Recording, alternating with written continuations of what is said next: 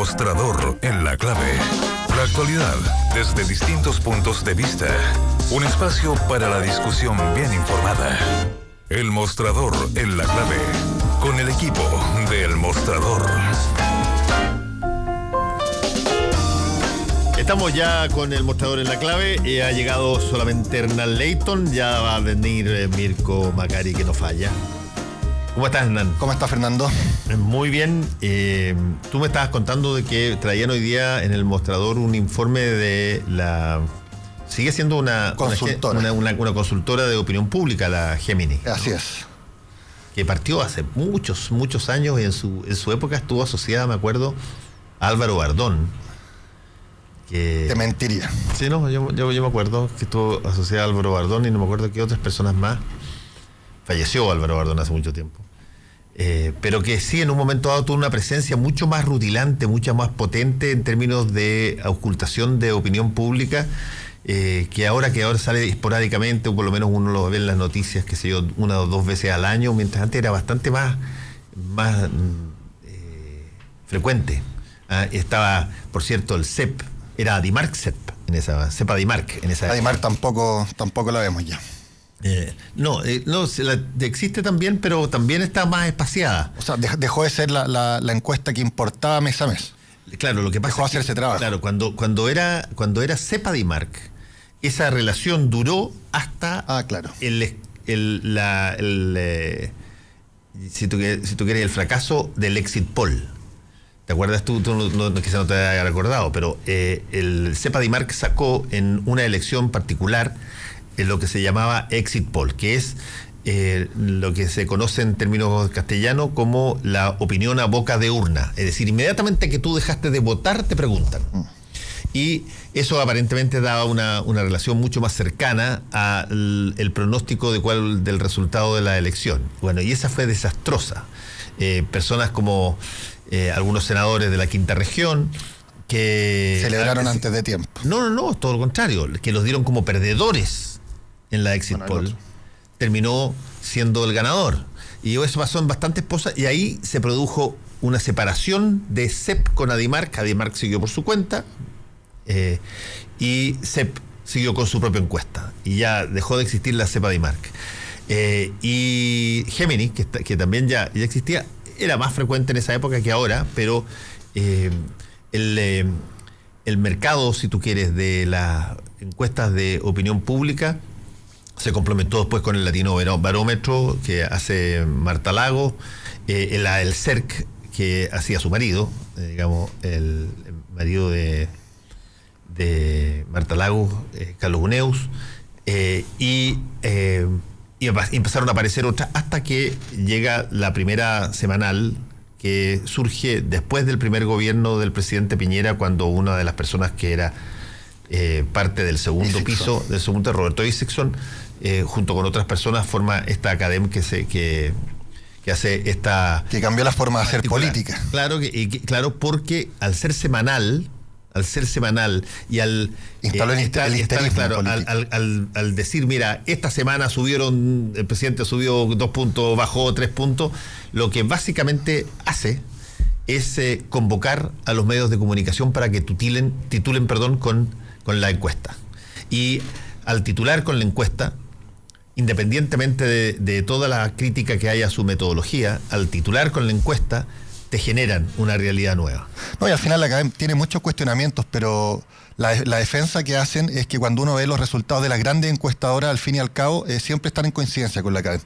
No está tan perdida a largo plazo. Sí, obviamente trajo un nivel de histerismo en la política que muy pocos comparten, pero del que muchos se aprovechan también. Porque dicen, subir y bajar 2 puntos en una semana, primero en un margen de error de 3,5 no es real, pero si se pasara a 4 puntos donde se sube y se baja una semana, estamos hablando de que realmente la cosa no cambió. El fenómeno me recuerda otra medición, que tú usaste la palabra precisa, que es la palabra histérica, que provoca reacciones histéricas. La gente no necesariamente lo conoce, pero se los voy a contar. Antes del People Meter Online, en la televisión, o sea, de la manera de registrar cuál es el nivel de audiencia frente a cada programa, antes de aquello existía un sistema que era el sistema clásico, que era un sistema de recordación donde a ti te hacían una encuesta. Similar al de las radios. Claro, semanales o etcétera, muy similar a la de la radio. Una encuesta y te decían, ¿usted qué ve los días lunes? ¿Qué vio a tal hora? Y tú de alguna manera recordabas un poco lo que veías y decías eso. Y esa encuesta te llegaba a ti varios días después. Y por lo tanto, tu apuesta de programación no estaba... Era por convicción. Claro, no está, exacto, era mucho más por convicciones, por cosas que tú proponías, no estaba urgida por ver cómo te fluctuaba la cosa minuto a minuto. Cuando aparece el People Meter Online, que es un poco lo que hace la Academ, cuando aparece el People Meter Online, que te modifica, o sea, tú ves inmediatamente cada minuto y medio, cada 2 minutos, ves si es que sube o baja la cantidad de personas viendo el programa en tu canal o en los canales de la competencia, porque los ves todos. Surgió la histeria. Entonces empezaron a aparecer los directores, que sobre todo en los programas en vivo, y el programa en vivo por excelencia es el noticiero, que empezaron a decir, chuta, mira, esta noticia voy a inventar, un asesinato en la calle que se dio un salto de 7 puntos para arriba. Crónica Roja siempre número 1. Claro, número 1. Aumentémosla. Dilátala más, haz un comentario. Tienen al periodista 40 minutos hablando de lo mismo. Genera un poco más. Y por lo tanto, después empiezas a buscar más noticias de ese tipo, porque ese tipo de noticias te sube el rating. Y te genera un efecto en el largo plazo perverso de tener. Yo vi, por ejemplo, acuerdo, Gonzalo Bertrán, que en paz descanse, lleva a Soledad Alvear a uno de los programas estelares de la noche, creo que era el Siempre Lunes, una cosa rara, pero lleva a Soledad Alvear cuando se está a punto de implementar, de lanzar la nueva reforma procesal penal. Ya. Y Soledad Alvear empieza a explicar de qué se trata. Le pregunta a alguno de los conductores, ¿por qué no nos cuenta un poquitito qué va a tratar esto? Y ella empieza a tratar de explicar que el sistema va a tener, qué sé yo, cae allá, y el rating cae 3-4 puntos, y Soledad Alvear dura en ese programa 3 minutos. No me acordaba de eso. 3 o 4 minutos y se escucha, ¡sáquenla! Porque efectivamente se te venía todo abajo. Cosas como ese tipo pasaron mucho. Y era una cosa estándar. Tú hasta el día de hoy ves una batería de noticias que son más o menos 25 en reserva. 26 noticias que te componen el menú de un noticiario, y tú todavía ves a veces las personas que cuando ven que en el canal del lado subió una cosa por, qué sé yo, un desastre natural, y tú tienes el desastre natural 3 noticias después, la subes. La tiras inmediatamente de tal manera de que eso te engancha. Y eso distorsiona mucho. Distorsiona la lógica, por lo menos periodística, de lo que es la noticia. Claro, porque acá empieza a ser un show más que una información. Y empieza a tratar de buscar que te valide la sintonía, más que hacer una apuesta de qué son lo que en la sala de prensa o el departamento de prensa cree o considera que es las cosas que tú debieras saber de lo que pasó en el día. Bueno, CNN es el que hizo la excepción en este último tiempo, donde hasta donde yo entiendo no se rigen por el People Meter. No, es que por una razón muy sencilla. Bueno, o sea, por ser cable. Por ser cable. Afortunadamente, por ser cable no estás sometido el cable no se mide minuto a minuto. Y tienes el resultado al día siguiente, y por lo tanto tú estás relativamente liberado para poder llevar adelante la plataforma que tú quieres. Pero para volver al tema de Gemini, de la histeria, de la histeria, tú tienes hoy día una señal histérica, que es la semana, la Academia de la semana, con todas sus situaciones metodológicas, pero básicamente tienes un resultado que te produce histeria. Y te regala un titular a todos los medios. A todos los medios, exactamente. Y tienes, claro, hay que decir una cosa. Sí, regalas un titular a todos los medios, Hernán, pero no golpeas a nadie porque todos tienen el mismo titular.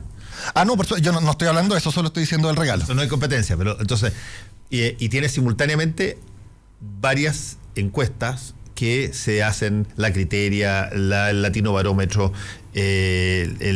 la CEP, que se hacen, y la DIMARC también, que se hacen con una periodicidad mayor y por lo tanto, teóricamente, están trabajadas de una manera un poco metodológicamente menos histérica, si tú quieres. Sí, bueno, y en este caso Géminis trae algo que tiene que ver con lo que estamos hablando, porque habla de que por lo menos no se presenta como una buena imagen o un saber gobernar, de alguna manera así lo explica, el que tenga tantos títulos del gobierno puesto en los medios. Habla de la reforma tributaria, y a esto se agrega la discusión de la reforma a las ISAPRES, a salud, a las pensiones, la aprobación del TTP, cambio en el mercado laboral, los medidores de la luz, el ajuste del consumo y el clima internacional. Y esto... Todo junto. Todo junto, está toda la agenda. Recordemos que esto había sido cuestionado un tiempo atrás por el propio oficialismo, que acusaba al jefe de los asesores de la moneda, Cristian Larroulet, de no tener una estrategia clara, de no saber aprovechar los tiempos, de no saber cuándo poner una reforma, cuándo meter una noticia más chica, sino que tirar en ciertos momentos de por decirlo así, de histeria, toda la parrilla. Y esto genera una confusión y al final es poca la ganancia que se puede sacar en temas que supuestamente, como la reforma a la salud de este evento, podrían tener mucho más rating para el gobierno que si está acompañado por lo menos de 4 o 5 otros temas de discusión que le quitan por lo menos espacio en los diarios. No, y además, no solamente que le quitan el espacio en los diarios, además que no todas las cosas que son concomitantes con la reforma que tú quieres sacar funcionan bien. Por ejemplo, mira tú el caso de los medidores. El caso de los medidores, que fue una medida que aparece de pronto y termina el asunto en un chasco, con incluso 2 diputados de la UDI que piden la salida de la y un senador y un senador RN, Manuel José Sandón, que piden la salida de la ministra Jiménez. Porque la cosa no funcionó como debía funcionar, y resulta que tuviste que variar la cosa. Y eso, desgraciadamente, en términos políticos, a pesar de que no tenga nada que ver con la salud, te afecta todo el resto de la imagen de las reformas que estás... O sea, el tema de los medidores tocó, de alguna manera, la línea de flotación, que es la que busca instalar en este segundo tiempo, como lo ha llamado el mismo gobierno, la moneda, que es la clase media. Los medidores tocan a toda la gente y estos 200 pesos de diferencia en una u otra cuenta es el bolsillo de la clase media de Chile. No, por supuesto. Y además hay montones de cosas que no se plantearon en un principio, que después terminaron en zona de alguna manera de escándalo. El proveedor de los medidores resulta que era una empresa afiliada a la misma empresa que decía que se necesitaban los medidores, y por lo tanto tu exigencia de que había que tener medidores en realidad también te daba a ti un rédito fantástico, porque te los proveía tu afiliado. O sea, cuando dicen que al final te van a pagar 10.000 pesos por algo que era extremadamente necesario para mejorar la calidad de vida de todos los chilenos, generó dudas en mucho. Yo creo que finalmente lo que pone la lápida a una pésima estrategia es lo obligar a salir a la vocera Cecilia Pérez a decir que esto es un autogol del gobierno pasado. O sea, esa es la última de los argumentos para poder hablar de una mala realización o planteamiento de una política pública, creo yo. Sí, porque hay que recordar, efectivamente, esta discusión de los medidores generó una instrucción particular, y el proyecto en el gobierno de Michelle Bachelet, pero lo que no se cuenta es que cuando llega el gobierno del presidente Piñera se retira. Exacto. Esa instrucción se retiró y se introduce otra que tiene básicamente los mismos componentes, pero que está firmada por este propio gobierno. Se les pasó, si esa es la verdad. Claro. Entonces hay una situación ahí que es un... pero tenemos encima... Básicamente lo que tú dices que plantea Géminis es que hay una falta de estrategia. Un aglomerado de cosas una arriba de la otra, y no necesariamente, o sea, tienes un menú, en pocas palabras. No estás comiendo la carta, sino Exacto. que estás comiendo un menú muy amplio, donde no sabes si es que todas las cosas van a resultar, y las que no resulten te van a afectar la imagen de aquellas que eventualmente podrían resultar más adelante. Uno de los resultados, plantea la consultora, es que esto podría producir así lo dicen, encastillamiento del presidente Piñera, es decir, empezar a ir una realidad paralela a lo que la ciudadanía está requiriendo. Esto al estar metido en 7 debates diferentes y no poder quizás poner los pies en la tierra para saber hacia dónde apuntar. Es un poco lo que plantea Géminis. Ahora, el presidente además tiene que hacer cosas que tienen que ver con su pegada de presidente. Por ejemplo, ir en gira a China. ¿Cierto? Va ahora resolver un tema no menor entre medio de la guerra comercial. No menor, que tú tienes al mayor A los dos mayores. Sí, pero hoy día tienes al mayor poder comercial tuyo directo en términos de volumen, que es China, Sí. no Estados Unidos ya. Y sin embargo está en esta pelea con Estados Unidos, donde Estados Unidos, este Estados Unidos de Trump no es un Estados Unidos pasivo, es un Estados Todo Unidos lo contrario. todo lo contrario, un Estados Unidos que ataca a China económicamente y exige que todos sus aliados hagan lo mismo. Y no tienen pacho en ir a decirlo al país donde lo necesitan. Previo al viaje a China viene Mike Pompeo y lo dice frente a todas las cámaras de Chile sin ningún empacho. Exactamente, entonces ahí hay un punto súper interesante en términos de las opciones de política internacional del país, de cada país. ¿Qué haces tú cuando tú tienes buena parte de tu crecimiento entregado a la adquisición de productos chilenos por parte de China? O sea, el presidente está en el peor de los mundos. Nadie lo quisiera. Y tú tienes a la mayor potencia del país, que es tu aliado, a quien tú le has señalado en su cara, en términos indignos quizás, que Chile está en el corazón de Estados Unidos, incluso lo hiciste con una fotografía. Y él, a quien se lo dijiste, te está pidiendo que tú... Y públicamente, dices, que es lo que no, de lo que no conocíamos de esta estrategia de política de relaciones exteriores antiguamente. Claro, y públicamente te están pidiendo que no generes una... O sea, la línea la pusieron y todos la conocen. Exacto. Entonces hay una situación compleja. El presidente es bueno para resolver este tipo de cosas así con malabarismos, pero aquí estamos hablando de un pigmeo enfrentado a dos gigantes que de pronto empiezan a exigirle a las personas que se alineen.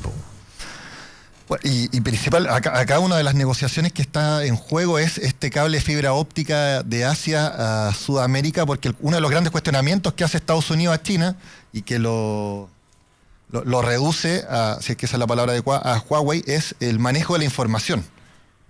Que ese es el futuro del poder al que China estaría apostando según Estados Unidos. Y eso tiene que ver con el cable de fibra óptica que llegaría de Chile a Asia y la negociación que está en juego todavía y que obviamente de llevarse a cabo hasta el momento sería China el proveedor. Bueno, el manejo de información. Sí, ese es un buen punto. Aquí hay una serie de materias que uno las ve básicamente cuando tú eres consumidor, las ves como distintas opciones para una misma tecnología. Te da la sensación de que tú tienes 3, 4 proveedores, Samsung, iPhone, Huawei, qué sé yo, Google, y que en realidad lo que hay ahí es una competencia de distintos proveedores por más o menos captarte para una misma tecnología. Uno está pensando en su día a día. Claro, y la verdad es que no es así. La verdad es que hay mucho más detrás de eso. Hay hegemonías mayores, hay traslados de influencia. Si no, preguntémosle a Facebook. Sí, claro, traslados de influencias potentísimas de quiénes son los centros hegemónicos en materia de la tecnología. Quien controla la hegemonía de la tecnología te controla cualquier cantidad de cosas, y tú tienes a un país que es una cosa súper difícil de digerir. Tienes a un país que tiene 1.400 millones de habitantes de entrada. O sea, imposible decirle que no. No, pero lo que te estoy diciendo es que tú vas a ser hegemónico en lo que se te ocurra, si que tú tienes esa base de entrada para entrar a disputar, entendiendo que, por cierto, 1.400 millones incorporan Huawei, hacen todas las cosas, pero tienes un mercado propio tan gigantesco que la base que te da para probar, ensayar, experimentar,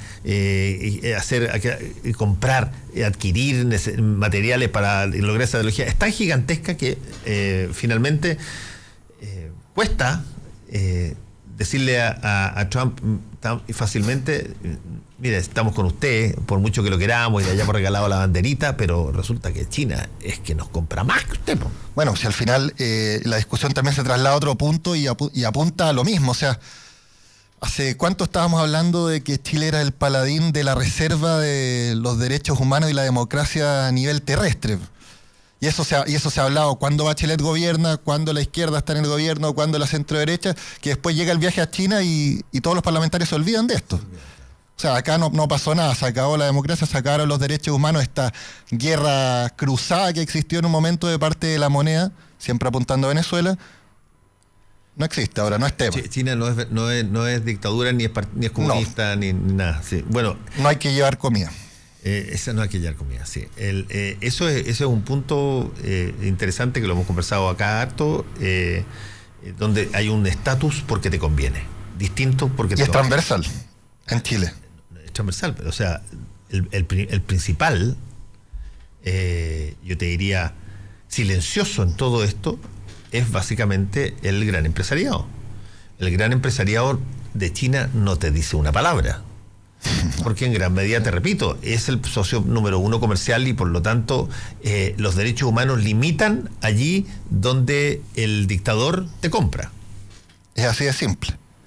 Y es una cosa compleja porque tienen uno empieza a sentir de que la persona esa empieza a hablar como las personas que esas mismas criticaban de otras partes, empiezan a hablar como comprendiendo por qué tiene que ser un capitalismo de esta manera y tiene que ser una sociedad civil de esta otra, y es razonable a veces en determinadas circunstancias, y tú te escuchas a ti mismo de pronto hablando buscando la forma en que tú puedes justificar de alguna manera aquello que te conviene y que te cambia el auto todos los años. Exacto. O sea, la propia Cancillería destaca la relación de Chile con China, lo importante que Xi Jinping sea cercano a Sebastián Piñera. Muy importante. Bueno, allá en la noche aterriza el jefe de Estado en el gigante asiático. Sí, y va con una comitiva bastante grande. Va su embajadora ante el Medio Oriente, que es Eduardo Frei Ruiz-Tagle. Con su señora Marta Larraechea. Y por cierto,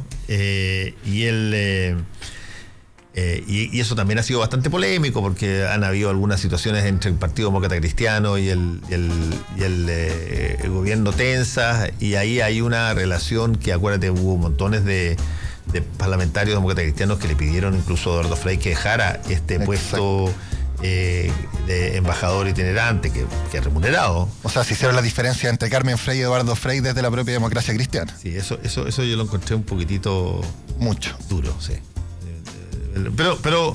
Pero es cierto que ahí hay un... O sea, hay dos posturas, sí. Hay dos posturas que son visibles. Dos posturas totalmente visibles. Vamos a hacer una pausa y volvemos.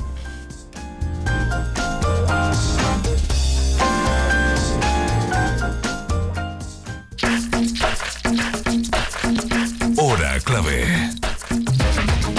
Son las 8:58 minutos. 92.9. Somos como tú. Somos la clave. Justo al mediodía, de lunes a viernes, Cónclave Deportivo. Entregamos fútbol primero que todos. O sea, la U empezó el partido y ¿cuánto le habrá durado a lo mejor estar en campo de Universidad Católica? 5 minutos. O de equipo de la U que de verdad parecía un equipo de tercera división, no de segunda, contra una Católica que, y que lata decirlo hoy día, me parece que por escándalo, el equipo que mejor juega en el torneo chileno, no necesariamente el mejor, pero el que mejor juega. Chico Peñalillo, Francisco Aguiluz, Chamagol González, Vane Grant, Edson Figueroa, Marcelo Muñoz y Felipe Bianchi. Creo que el gran problema fue la incapacidad de reacción de la U desde la banca y desde los jugadores. Fue un equipo sin ninguna opción para tratar de equilibrar lo que era muy desequilibrado. Ni siquiera una opción emocional, ni siquiera una opción, porque ya, si futbolísticamente no puede, en un clásico normalmente dan lo mismo a ratos las diferencias porque te estás jugando la vida en un clásico. Bueno, ayer no parecía, no pasaba. Cónclave Deportivo, de lunes a viernes, justo al mediodía, 92.9. Somos fútbol, somos la clave. Para hacer un buen negocio, necesita ser un gran anfitrión. Para organizar un seminario productivo, debe elegir el lugar correcto. Visite Hotel Los Nogales y compruebe que superaremos sus expectativas. 5 salones de hasta 300 personas con equipos audiovisuales, estacionamiento y Wi-Fi de alta calidad. Cotice en hotelnogales.cl o al 223-356958. A 2 cuadras del Metro Estación Los Leones. Hotel Nogales, Los Nogales 741 Providencia. Estamos de vuelta con el mostrador en la clave. Ya llegó también Mirko Macari. Mirko, ¿cómo estás? ¿Qué tal? Buenos días. Disculpen el atraso, pero y a la hora de siempre. En la ciudad. Oye, pero la ciudad... La embarró. La ciudad es entretenida. ¿En qué sentido? Es impresionante cómo tú tienes, por lo menos en este sector, y yo cuando tengo que ir a CNN en las tardes, tú tienes un límite exacto, pero mira, casi milimétrico, de cuándo tú puedes salir. Y si te pasas 1 minuto, 2 minutos, la diferencia en términos de resultado deben ser 25 minutos. O 30 minutos.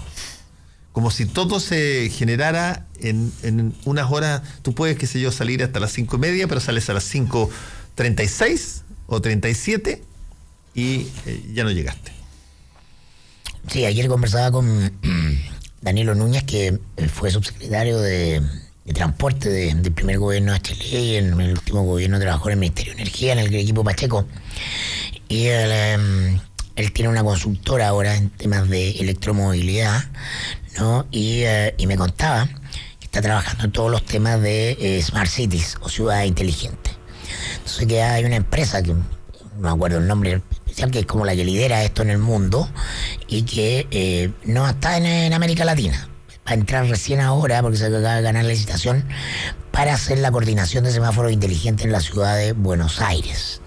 Entonces, esto implica que los semáforos están conectados en un espacio, en un radio, entre sí, y ellos van calculando cuántos van durando las luces en relación a flujo, ¿no? Entonces acá le dijo, mira, vienen esto. Fue a hablar a la unidad operativa de control de tránsito para preguntar, oye, ¿y cuándo acá? No, dijo, acá no se puede porque tenemos 2G. Los teléfonos de Santiago están cableados con los viejos cables del teléfono, ¿no? Entonces tienen que hacer un cambio de cableado a tecnología superior, no sé si es 4G, supongo que sí. No, háganlo para 5G, pues si están ahí a la vuelta de la esquina. Que es burocráticamente imposible y que, bueno, no va a ocurrir. Sí, se cerró ese tema. Imposible, acá en Chile. No, claro, como, o sea, no. Pero es posible con alguien que lo hace, no sé, pues en Las Condes lo puede hacer Lavín, pues. Toma una decisión y lidera algo. No hay liderazgo, no hay un liderazgo capaz de... Igual te da lo mismo, porque si tú... Claro, sales de Providencia, entras a Poquindo, o al revés, a la Alameda. Bueno, pero los semáforos se van organizando como Waze. Sí. Suena muy lindo. O sea, me contaba que, claro, que la ministra Hut había intentado, por el tema de que en las noches en los semáforos largos ocurrían muchos delitos. Entonces, de reducir el tiempo de roja en determinados semáforos de determinados lugares, porque eso propiciaba que el asaltante, ¿no? El del llegara cuando tú estabas parado. Eso no lo escuchaba de otros países de Latinoamérica un tiempo atrás. El tipo ya tiene calculado, ¿no? Entonces dijeron, ya, pues tratemos de hacer esto. No se podía. Porque se podía efectivamente hacer, pero en la mañana tenía que ir la misma cuadrilla a volver a cambiar el semáforo en especial. Cada uno, claro. Porque son distintos tiempos a distintas horas, lo que tú estás diciendo, pues, Fernando, ¿no? O sea, ser inteligente implica adaptarse a la circunstancia. A esta hora no puedo salir 1 minuto después, pero a esta hora, 2 horas después, da lo mismo, pues tengo 10 minutos de margen de salida y más o menos voy a llegar a la misma hora. Bueno, esos cálculos que hace el Waze a nivel individual lo puede hacer un sistema inteligente. O sea, súper poco esperanzador para nosotros en nuestro futuro, acá en la ciudad. Yo creo que es muy esperanzador en la medida en que hay una tremenda brecha para hacer cosas, si viene algún liderazgo o se construye, porque yo no creo en los liderazgos individuales hasta esta hora ya está claro, ¿no? Masa crítica, es decir, gente que se agrupa y que trabaja y presiona por estos temas, no sé, por un movimiento ciudad inteligente, hasta la altura un grupo ciudadano, liderado por que tiene mucho más poder hoy día sobre el sistema, un grupo de ciudadanos organizados por gente con algún liderazgo, visibilidad, pero... Rebellion Extinction, dices tú. Claro, por supuesto, lo mismo que tú hablabas en tu editorial para el tema de cambio climático. Claro, ahí tú puedes organizarte de varias maneras. Aquí, lo que pasa es que aquí hay muy poca relación colaborativa a nivel de barrio. No existe eso. En algunos barrios hay, en algunas poblaciones todavía pero mantienen algunas tradiciones de lo que fue la época de la dictadura, con todo lo que tenía que ver con la comida común, con la vida común y con un montón de cosas que se mantienen, por necesidad, pero no existe esas cosas, por ejemplo, que hay en otros países. Yo me tocó verlo en Estados Unidos, cuando tú tienes turnos de padres que llevan a hijos a colegios que están cerca, de tal manera que no salgan todos en sus autos sin nada, sino que le toca a un papá a encargarlos, pasa a buscar, se juntan en una esquina y van caminando de acá a allá, porque solo queda esta cosa a 6 cuadras. Y van... Ese tipo de cosas, o el carpooling, que en algún momento dado se generó como una posibilidad acá, que es que si tú vas a ir en un auto solo a tu oficina, bueno, llévate 3 personas que vayan por el mismo camino y por lo tanto ahorras de que las personas no vayan en otros automóviles también, pero esa cuestión requiere de que tú te relaciones, que te conozcas, que converse, que tengas algún tipo de contacto, y nada le carga más al chileno que tener contacto con personas que no son sus amigos de toda la vida. O estés en un grupo social, en una aplicación, eso ya existe. Sí. Pero para eso se puede potenciar. Sí, pero eso yo soy optimista respecto de cómo la tecnología. Por supuesto, y probablemente la tecnología va a cambiar más que los gobiernos. Claro, y las necesidades, justamente esta evidencia de que el sistema está colapsado, lo que va a hacer que la propia gente genere esa transformación a través de la tecnología, que no requiere gobierno, que no requiere liderazgo. Claro. Lo que no se puede, esto no va a pasar en Chile, por lo menos de arriba hacia abajo, porque el ministro dice que cambiemos los tiempos de los semáforos, porque no es responsabilidad del ministro. Si el ministro puede efectivamente tener muy buena idea y tener mucha potencia, pero hay una estructura, hay una burocracia, hay un sistema. Pero por ejemplo, una cosa que me interesó que tú dijiste tiene que ver con ahora, por ejemplo, cuando tú haces los cambios en términos digitales, en términos tecnológicos, para una determinada situación, ¿las haces pensando en lo que va a ser esa tecnología de 5 o 10 años plazo, o lo haces pensando en hoy día? Te explico. Es como lo que ocurría cuando tú hacías nuevas poblaciones anteriormente, y el camino de llegada, de acceso, era una cosa chiquitita, así, porque nadie aparentemente se puso en la posibilidad de que en realidad esta cosa creciera, agrandara, y cuando ya te llegaban los camiones... La diferencia entre los tamaños de las calles en Santiago y el tamaño de la calle en Buenos Aires. Exactamente. Entonces, yo por eso digo si que vaya a hacer los cambios de cable, hazlos de 5G al tiro, de tal manera de que te permita hacer la avenida y incorporar toda la tecnología y los beneficios de las nuevas tecnologías que están encima al tiro, y no tengas que volver a hacer exactamente lo mismo dentro de 10 años. Bueno, el aeropuerto, cada vez que se ha reformado, no se piensa al plazo que debiese pensarse, como dicen los expertos. Hay que después reestructurarlo de nuevo. Eso es lo que llamamos subdesarrollo exitoso, ¿no? Que tiene que ver con un problema de una mentalidad, ¿no? O sea, lo podemos cambiar en la medida en que reeduquemos y reformemos nuestra manera de ver. Y eso parte por los niños. Porque los niños vienen formateados, afortunadamente, ya en una sensibilidad y en una manera de comprender la realidad mucho más evolucionada que la de sus padres. Porque además vivimos en una sociedad donde creemos que los padres le enseñan a los niños, y la verdad es que a la luz del tremendo desastre ambiental en el que estamos metidos las nuevas generaciones, solo tienen que enseñarnos cosas a las viejas generaciones. No veo qué tenemos nosotros que enseñarle a ellos. Sí, yo desgraciadamente creo que todavía falta... Yo por lo menos, que soy absolutamente pro millennial y pro centennial. Esa estuvo muy buena, porque eres pro, eres... la queja de la vieja generación. Adoras desde tu abuelita a tu sobrino. No, pues los centennials son después de los millennials. Los cabros chicos, me gustan los cabros chicos. Creo que nos tienen muchas más cosas que enseñar ellos a nosotros que nosotros a ellos.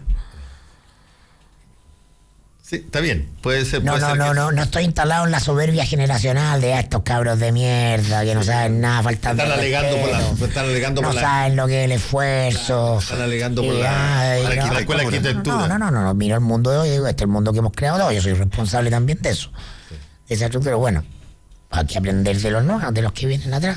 No, sin duda, yo estoy convencido de que mira, en el libro 1984 de George Orwell, que es esta distopia de un mundo que cuando él lo escribió en 1984 quedaba pero lejos, y donde asume este mundo controlado por un gran hermano, y toda la cuestión, hay una escena en este libro, digamos, una cosa que relata, donde está la crema, todo es una dictadura brutal y todo te lo imponen y todo es una cuestión así, todo esto para extremar de que no se salgan las cosas de márgenes y el protagonista mira a una lavandera que está abajo colgando unas sábanas, una cosa así, cantando, qué sé yo, una galla pobre, qué sé yo, la haga lavar y canta feliz de la vida acá allá y tira esta frase que dice, mira, el tipo dice, si hay esperanza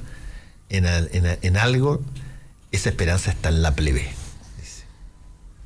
Está en la plebe. Las personas que son capaces de cantar cuando todo está, qué sé yo, en destrucción, es la que te dan la esperanza de que la cosa puede cambiar. Que era una cosa bien, qué sé yo, filo comunista en ese entonces, a pesar de que George Orwell no tenía nada que ver con eso, porque mal que mal, él estaba pensando mucho más en el gran hermano como el comunismo, más que el capitalismo. Pero tú dices una cosa similar, referida a si es que hay algo en lo que todavía uno tiene que creer en las nuevas generaciones, digamos. No, claro, digo que a la luz de la experiencia de vida... Esa es la nueva plebe.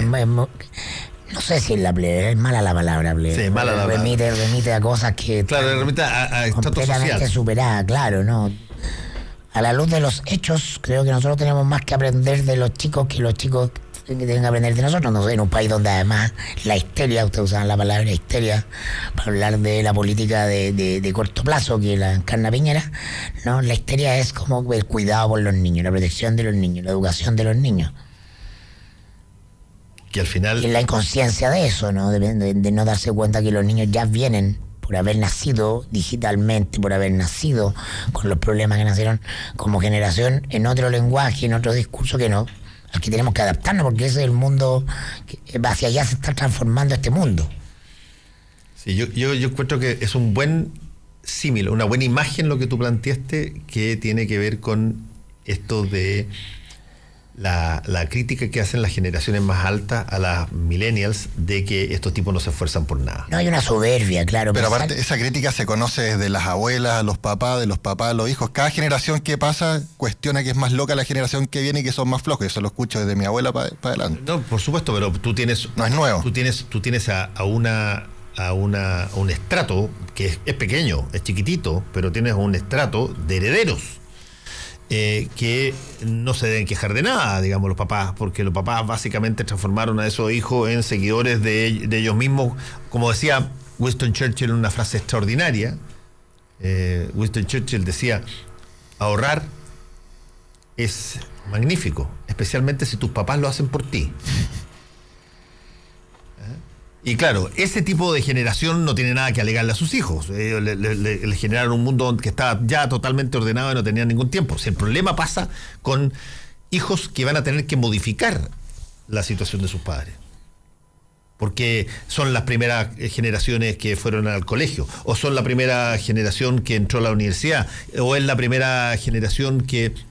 qué sé yo, sale a sacar un posgrado o tiene por primera vez, pueden tomar vacaciones. Ese tipo de personas te modifica la situación anterior. Claro, pero en particular este momento de la historia de la humanidad tiene cuestiones que son inéditas. Es decir, todo este traspaso de la sabiduría generacional y de los tiempos de transformación del mundo de una generación a otra se modifica en este periodo, ¿no? Se acelera dramáticamente, radicalmente. Vivimos el periodo de transformaciones y cambios más acelerado que haya vivido ninguna generación de seres humanos nunca, los 200.000 años que lleva el hombre en el planeta. Entonces, sí es cierto, de la humanidad. De la humanidad. El hombre, el hembre. El hembre. Hombre. Claro. Hembre. Ya me voy para el programa de la tarde con Roque. El Roque y la Salvia. Vea que ahí te aguantan todas esas cosas. Todo, sí. Se les salen a ellos la mitad de estas cosas.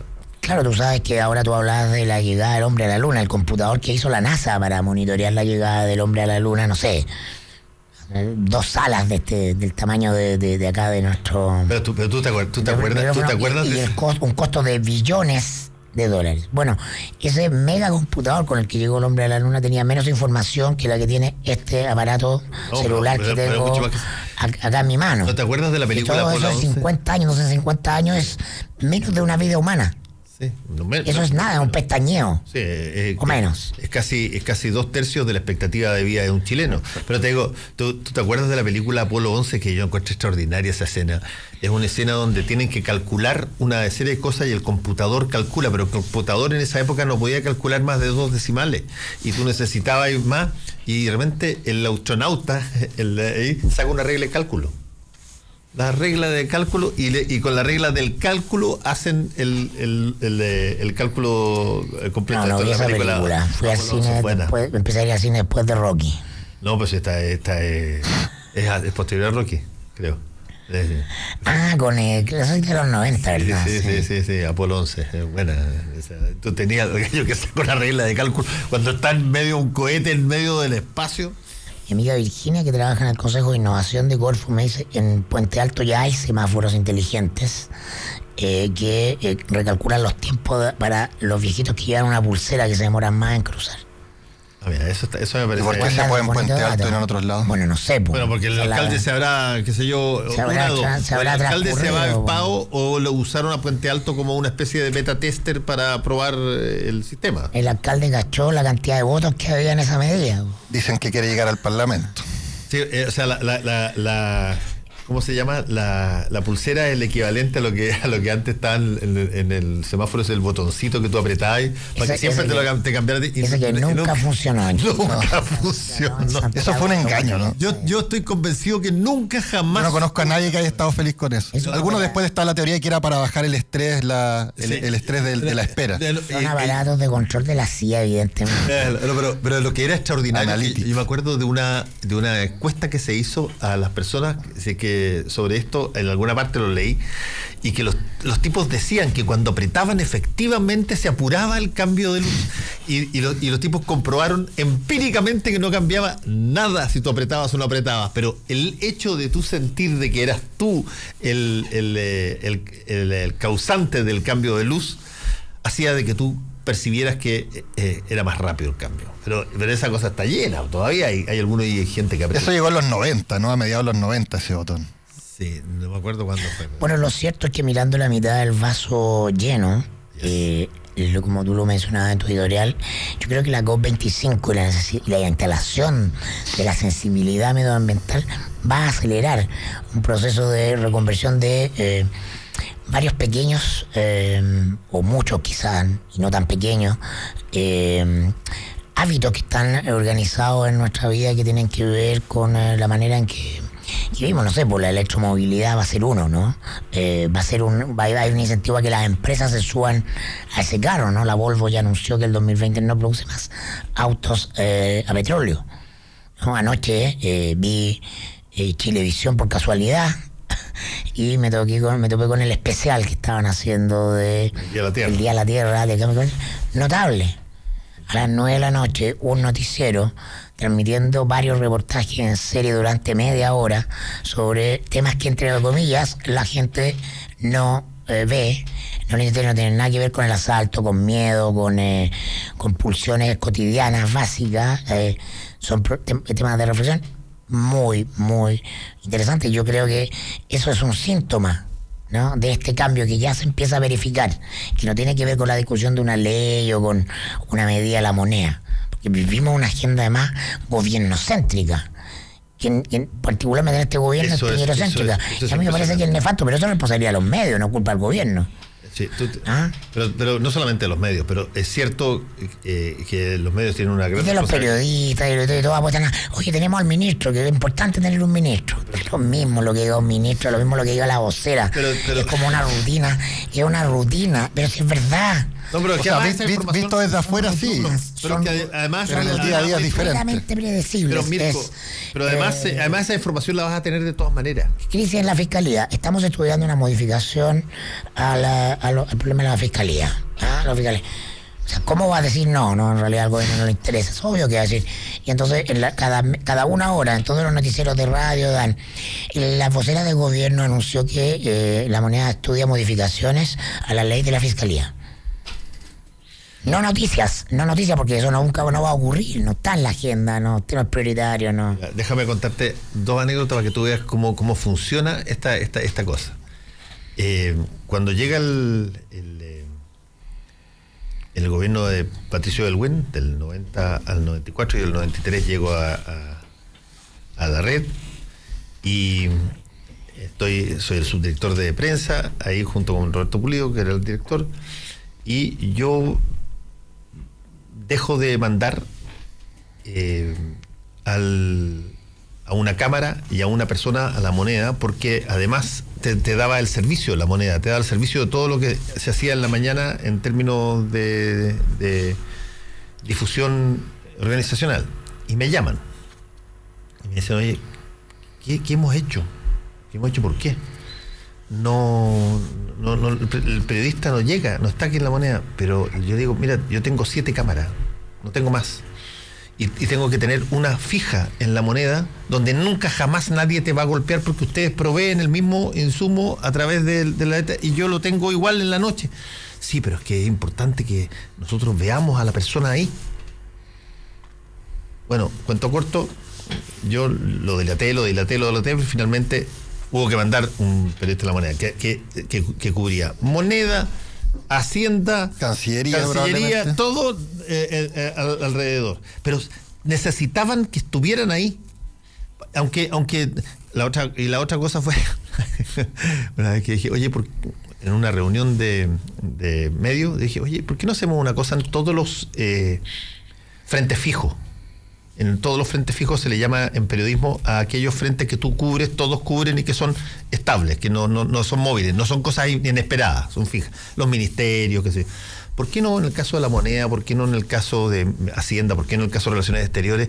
Nos turnamos nosotros para las declaraciones que va a decir el ministro o el subsecretario, y qué sé yo, le toca el turno a la red de ir y vamos con todos los logos. Y ponemos todos los micrófonos con los logos, una sola persona con una sola cámara, y repite y se reparte toda la economía de escala. La economía de escala. Pero quedó la crema, güey. ¿Cómo no va a estar, güey? ¿Estáis locos? Si es que nos necesitan ver ahí. Oye, pero si es que nadie compite con nadie, van a decir una declaración, nadie les pregunta nada.